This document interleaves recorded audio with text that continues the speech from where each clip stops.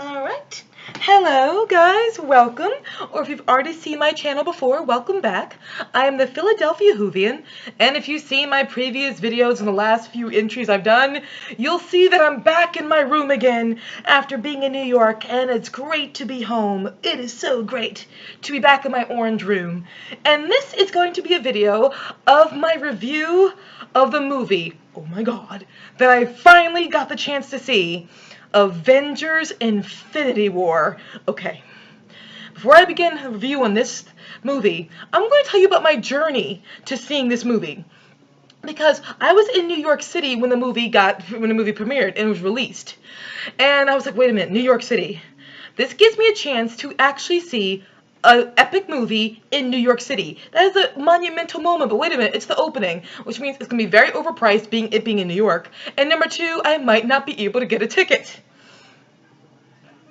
And I was afraid of reserving a ticket the night before because I worked a job where if I got out of the job late, I would have missed this movie time. So I was like, okay, you know what, there are two movie theaters in the vicinity at that precise moment.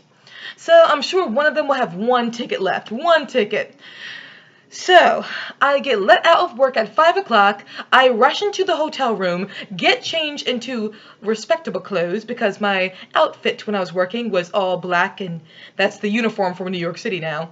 So then I run to the street, I run 10 blocks in my outfit, and I literally was, this is New York City, I am dodging around crowds, running through like the bike zone of streets in hopes that I'll get there. I get there in less than 16 minutes, so I like rushed through 10 blocks in 16 minutes, got there in half an hour before the movies began. Waited in line, tried to get tickets, then when I was in line, the line just would not move. Oh my god, it would not move. Then finally, after like 20 minutes of waiting, 20 minutes, they told us, oh yeah, Avengers, by the way, is completely sold out until 10 o'clock at night, and the only seats that are available are the front row. Guys, you know the front row. It's the one where you're sitting like this. Just looking up at something that is painful to watch, no matter how good it is. Yeesh. Yes. Then I rushed over to the other movie theater, and then I tried to see it, but they were also sold out until 11. So then I went home, back to the hotel room in complete dismay, sat down, and just was in agony. I was this close to seeing Avengers opening night. Wasn't able to see it. And then the next day, it turns out other people at work were able to see it because they reserved a ticket. And they let me down the painful news that in the movie theater they were in at 7:20, there were empty seats. Which means somebody reserved a seat and didn't show up. To you person who reserved a seat and didn't show up, and because of that, individuals like me could not watch Avengers Infinity War on its opening night in New York City, here's what I do to you. Imagine that this is a gun. There. I got out my piece. So with that set in mind, I was able to watch Infinity War last night at a theater here in Philadelphia, and I'm doing a review on it now. And I know you're thinking, you've already seen every review of this movie, because this is a review non-spoilers. So why should you listen to this one? One, because of my epic story that I just delivered. And also because I have friends who are DC fans. Like, they love DC. They will follow DC till they die. No matter how bad that road gets, they'll follow it. And every now and again, I hear DC fans crapping on this movie and saying it's bad. Guys, as a person who likes DC, I admit I don't like everything they put out, but I like DC itself. As a person who likes DC and was very devoted to DC characters, this movie, if you hear any, Marvel haters or DC fanboys crapping on this movie, as a person who is a DC fan, no, this movie is awesome. And you will enjoy yourself. You will enjoy yourself tremendously.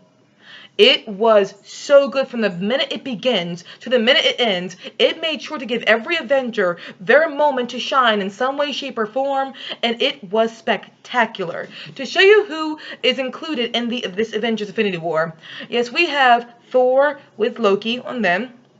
That side of things. We will come to Captain America, and we have Black Widow, Scarlet Witch, Vision. We have Iron Man, Spider-Man. We have the Hulk. I'm trying to think of who else I'm forgetting about, because I know I'm forgetting about somebody right now. Oh, dear Lord. Who am I forgetting right now? Oh, yes, I'm sorry, all of the Guardians of the Galaxy cast and Doctor Strange. I'm sure there's someone else I'm forgetting at the moment, but they were awesome too, probably. And it just balanced, it took every single character, every single person, a part of the MCU that is vital, and it gave them relevance. It totally gave them relevance. They all just somehow had their importance. Oh, I'm sorry, Black Panther. How did I forget Black Panther? I have no idea, because I saw Black Panther when it was in movie theaters. It did. Had Wakanda in there. Wakanda forever! Yes, found a way to include them all and give them all perfect good screen time and build on the stories that they had, come from. And some people who are going to go into it having not seen all the Marvel movies. Here's the thing about this one. I'm trying to think of, when it comes to this, here are the Marvel movies it's best to have seen. It was best to have seen the Thor movies. It really was, and at least Captain America 1. And while Captain America Civil War, there was a lot that was drawn on that, you could have somehow missed Captain America Civil War and still somehow know what's going on. You had to have seen the first Iron Man movie at least. It was good to see Civil War, but you could still, as long as you knew the plot of Civil War, you would understand this very well. Spider-Man Homecoming, you could see this, seen it and be like, oh, that was great, and now it makes sense. You could have not seen it and still understand what Spider-Man is doing in this universe. You don't need it. I mean, it's good to see Spider-Man Homecoming, but if you know the story of Spider-Man, which we all have because it's been rebooted so many freaking times, too quickly, so many freaking times too quickly, you know the story of Spider-Man at this point. So there's that. Of course, it's better to have seen Black Panther at least. Like, if you missed Captain America Civil War, see Black Panther to kind of feel and also see at least Guardians of the Galaxy 1 and Doctor Strange. Or just have a friend who saw them all and can explain everything to you. Also, you really need to have seen the 2 Avengers movies. As a matter of fact, if you saw the 2 Avengers movies, you might be able to follow this perfectly well. But I would recommend at least seeing Black Panther and Thor Ragnarok very recently to really also understand what's been going on too. Explain why Thor does not have his hammer. And that is not a spoiler because it happened in Thor Ragnarok, so if you missed that, that's all on you. It was in the advertisement for Thor Ragnarok.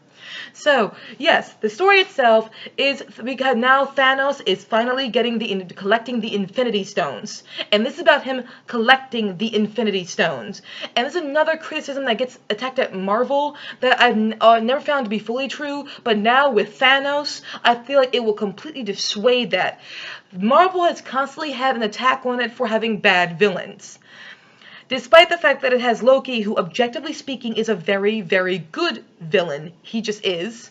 Very much so. And I think Hela is a very good villain. I wish she was in Thor the Dark World and she continued into Thor Ragnarok. That would have been really cool. But I think Hela was perfectly fine. And Killmonger and Black Panther, I thought he was interesting too.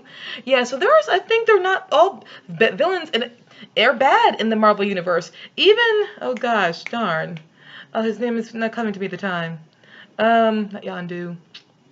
Not Thanos. Sorry, it'll come back to me. I'll say it really well. Forgive me that I forgot his name, but there are a lot of villains, the DC Universe and the Marvel Universe to keep track with. Yes.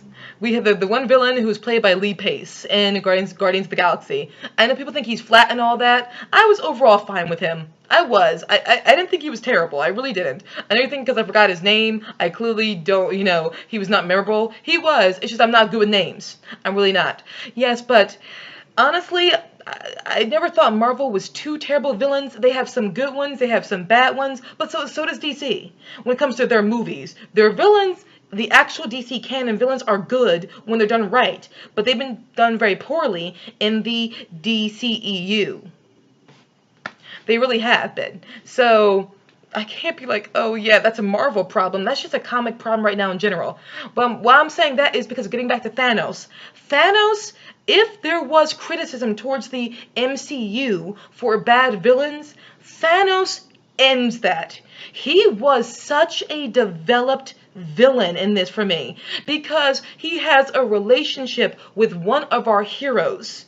I'm not going to, well, actually, it's not kind of a spoiler if you saw Guardians of the Galaxy, but Gamora and her sister Nebula. He has a relationship with them. So when we see Gamora in in Infinity War from Guardians of the Galaxy, those Guardians, he has a relationship with her and with Nebula that is very intriguing. It's repulsive, it's painful for those two sisters, and how he completely destroyed these women. Oh my God. But it is very developed. So when he does have his end, his aim, his dream, it's not just another, oh, let's end the universe, end of story, that's all I want to do. No, he has a developed vision. It's mad, it's a terrible, aim, a terrible desire, but there is more behind it than just, I want to kill everything. He is actually a very developed villain, and oh my God, the special effects were so well done. Because special effects, they can stick out to you. But the one thing I give credit to the MCU is they do a good job at making their special effects seamlessly tie into practical effects very well. And with this one, oh God, because I came into this one knowing some characters were going to die. And that's what makes this so wonderful, is you watching this movie knowing some characters are going to die. So when it does happen, when you see a fight going on, it's like you love the fight, but you're like, wait a minute, some of them might die now. Holy crap. This is not just a fight where the hero's going to make it. No, one of them or two of them or three of them are going to die. There are now real stakes here. That's another thing the MCU got some criticism on that now the Infinity War has gotten rid of. The idea of they don't kill off their characters, so there's nothing at stake. Infinity War, no, they were clearly just saving up for all that, so when Infinity War happened, it'd be such a shock to you when you finally did see your central characters die on you. That's what really happened. This one was showing you, it was just waiting, and that's what the MCU did very well. It waited. Someone said it very well when I was talking about yesterday how I was like really excited to see it. They said, and this was a DC fan, they said, I am so pumped to see this movie, and I had no idea I was.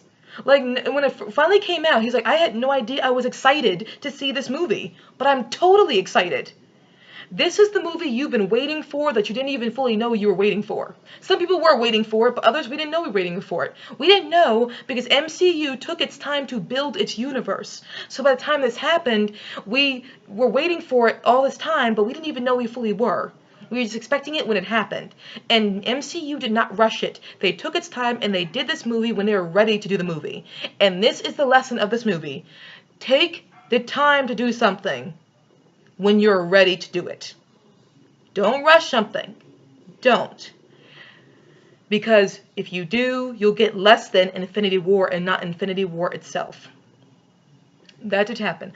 And also, the use of color. I like the use of color mostly in the MCU. I like how colorful things are. But this one, I like color even more. I really, really did. And also, back to Thanos, who was a very well done villain to me personally. With Gamora, when you got to the emotional scenes, oh, they hit hard. And my God, the acting is incredible in this movie. But Zoe Saldana as Gamora, this is the best she's done Gamora. She was incredible as Gamora in this. Everyone was good. I'll get to them in a moment. But she was incredible. And so was Thanos. I really bought their scenes together. As another thing about the death scenes that happen in this movie. When death scenes happen, Marvel did its best to make you care about it. So it didn't happen so quickly that you didn't feel anything. Didn't. When it happened, they built up to it in the proper way and gave the death time enough for it to resonate with you. Very good. It's about timing. This movie, for the times, for the time that it ran, I was not bored once. Not once. That was incredible. I mean, I don't get bored easily. I'm those people when people get mad at slow pacing in movies. I'm fine with slow pacing, if as long as it's good. As long as it's good. This one just was not bored once. And every single Avenger, Thor was wonderful. I know people don't like Thor, the Avenger. I actually really like Thor and his relationship with Loki. I like Chris Hemsworth and Tom Hiddleston together. I think they're great together. So Thor, I thought he was a very good job as an Avenger. All the Guardians, the actors were really good. So Chris Hemsworth down to, like, you know, Chris Pratt and Zoe Saldana and Dave Bautista and gosh no, I am Groot. Why am I scheming this time? But gosh, I feel bad for the actor Raccoon. I know that actor. I feel so bad. Yeah, but again, not good with names. He was wonderful, absolutely wonderful in it. And you know, all the actors, Mark Ruffalo, Benedict Cumberbatch, Chris Evans, and every single person, I'm just done naming everybody, Wakanda, all of you guys were wonderful. And of course, you know, Iron Man was wonderful. The acting was spot on the entire time. And same with Vision and Scarlet Witch. I know what's the name, Elizabeth Olsen, very good. And same with Paul Bettany, very good. Oh, I said stop naming names. Sorry, I'm gonna stop doing that. But yes, the actors were absolutely wonderful. The writing was good. The directing was good. This is a movie that took its time to build up to itself, and it built up to itself perfectly. Any criticism you had about MCU movies beforehand, this movie addressed. Anything you loved about MCU beforehand, this movie did. It did it all. It was an experience that I will never forget. So guys, I hope I covered everything. I hope I didn't spoil anything for you. And if you liked Infinity War, let me know below. If you didn't, you can let me know below too. It's okay if you didn't. You are not weird if you did not like this movie. But as a person who likes DC and Marvel, no, this movie was spectacular. Well, guys, thank you so much for watching. And for those of you who stopped by, thank you so much for doing so. Rock on!